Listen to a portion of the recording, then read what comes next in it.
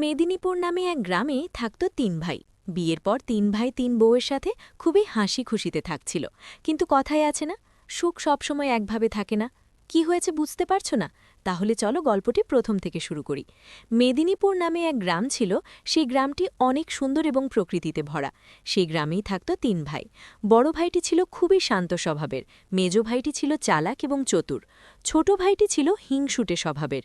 বেশ কিছুদিন পর তিন ভাই বিয়ে করে তিন বউ ঘরে আয়। বড় বউটি ছিল তার স্বামীর মতো শান্ত এবং বুদ্ধিমতী। মেজ বউ হচ্ছে চঞ্চল স্বভাবের এবং চুগলিকারী। ছোট বউটি ছিল বাপের বাড়ির অহংকার এবং নিন্দা করার স্বভাব।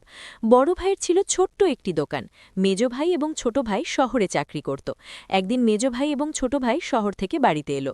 কয়েকদিন তাদের সংসার ভালোই কাটছিল। বড় বউ সকালে ঘুম থেকে উঠে ঘরের সব কাজ করত। রান্না করা, ঘর ঝাড়ু দেওয়া, ঘর মোছানো, সব কিছুই বড় বউ করত।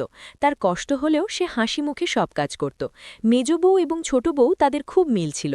তারা ইচ্ছে করে কিছু কাজ করত না।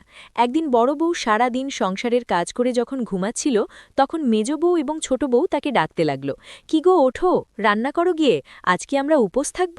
বড় বউ বলল, আজ আমার শরীরটা ভালো নেই, আজ রান্না করতে পারবো না, আজকে তোমরা দুজন রান্না করে দাও। এই কথা বড় বউ বলতেই শুরু হয় ঝগড়া। তাদের ঝগড়া শুনে তিন ভাই আসে তিন বউয়ের কাছে। বড় ভাই বলল, কি হয়েছে, তোমরা ঝগড়া কেন করছো? তখন বড় বউ সব কথাগুলো বলল। বড় বউয়ের কথা শুনে ছোট দুই ভাই রেগে আগুন। ছোট ভাই বলল, বৌদি তুমি যখন সংসারের সব কাজ করো, রান্নাও করো, তাহলে আজকে শরীর খারাপ হয়েছে তো কি হয়েছে, রান্না তো করতে পারো। মেজ বৌদির বাবা অনেক ধনী, ওনার বিয়েতে অনেক সোনা গয়না দিয়েছে, উনি কেন কাজ করবেন? এরপর মেজ ভাই বলল, ছোট বউ বা কেন রান্না করবে? ছোট বউয়ের বাবাও অনেক ধনী ব্যক্তি, উনিও বিয়েতে অনেক সোনা গয়না দিয়েছে। তখন বড় ভাই বলল, তাহলে ঘরের কাজ এবং রান্না কে করবে? তখন মেজ ভাই এবং ছোট ভাই বলল, বড় বৌদি করবে, ওনার বাবা তো সামান্য কৃষক এবং গরিব, বড় বৌদিকে বিয়েতে শুধু এক শাড়ি দিয়েই পাঠিয়ে দিয়েছে, এর জন্য বৌদিই সব কাজ করবে। তোর এই ছোট্ট দোকান দিয়ে সংসারের কিছুই হয় না, আজ থেকে তুই আলাদা খাবি, আর আমরা দুই ভাই একসঙ্গে খাবো। অন্যদিকে মেজ বউ এবং ছোট বউ তিন ভাইয়ের মধ্যে ঝগড়া লাগিয়ে তো খুশি, এখন থেকে বড় বউয়ের মুখও দেখতে হবে না। বড় ভাই ছোট ভাইদের কথাই ভেঙে পড়ল এবং ভাবল, না, এখন আর এই বাড়িতে থাকব না, যেখানে আমার বউয়ের সম্মান নেই ওইখানে আমি এক মুহূর্তও থাকব না। এই বলে সে বাড়ি থেকে বেরিয়ে পড়ল তার বউকে নিয়ে। তারা হাঁটতে হাঁটতে একটি গভীর জঙ্গল দিয়ে যাচ্ছিল। হঠাৎ তারা একটি গ্রামে এসে পৌঁছায়। সেখানে থেকেই তাদের জীবন শুরু। তাদের কাছে কিছুটা টাকা ছিল, সেই টাকা দিয়ে তারা একটি ছোট্ট হোটেল খোলে। সেই এক হোটেল থেকে তাদের অনেক আয় হতে লাগে।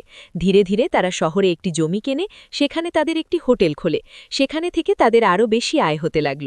একদিকে বড় ভাই কঠোর পরিশ্রম করে করে উন্নত হচ্ছে এবং অন্যদিকে দুই ছোট ভাই নিজেদের চাকরি হারিয়ে এখন তারা বেকার হয়ে বসে আছে। জমানো টাকা এবং বউদের সোনা গয়না বিক্রি করে করে খেতে হচ্ছে। একদিন বড় ভাই এবং তার বউ একটি সুন্দর দামি গাড়িতে করে আসে তাদের গ্রামে। সেই দৃশ্য আবার দুই ছোট বউ দেখে। তারা গিয়ে তাদের জামাইদের বলে। দুই ভাই শুনে তো অবাক, তারা নিজেরাই গিয়ে দেখল। হঠাৎ তাদের বৌদি তাদের কাছে গিয়ে বলল, কেমন আছো ভাই তোমরা? তারা লজ্জায় আর চোখ তুলে তাকাতেও পারছিল না। দুই বউ তাদের কাছে ক্ষমা চাইল এবং বলল, দিদি জানি ক্ষমার যোগ্য নয় আমরা, তবুও চাইছি, তোমাদের কষ্ট দিয়েছি, সেই জন্য আজ আমাদের এই দুর্দশা। আজ দেখো, না আছে আমাদের টাকা, না আছে তাদের চাকরি, না আছে সোনা গয়না, পুরো শূন্য হয়ে পড়ে আছি। আমাদের একটু সাহায্য করুন, আমাদের স্বামীদের একটি চাকরি দেবেন। তখন বড় বউ বলল, ছোট বোনেরা যখন ভুল করে তখন বড় বোন হয়ে কিভাবে তোমাদের ছাড়তে পারবো? ঠিক আছে, এখন থেকে তোমরাও আমাদের ঘরে থাকবে। সেই গ্রামে একটি হোটেল খোলে এবং সেই হোটেলের দায়িত্ব দুই ভাইকে দিয়ে দিলেন।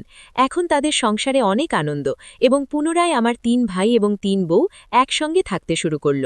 কথায় আছে না, সংসারে মেয়েরা যদি হাসি খুশিতে থাকে, তবেই তো পুরুষেরা তাদের দেখে হাসি মুখে জীবন পার করে দেয়।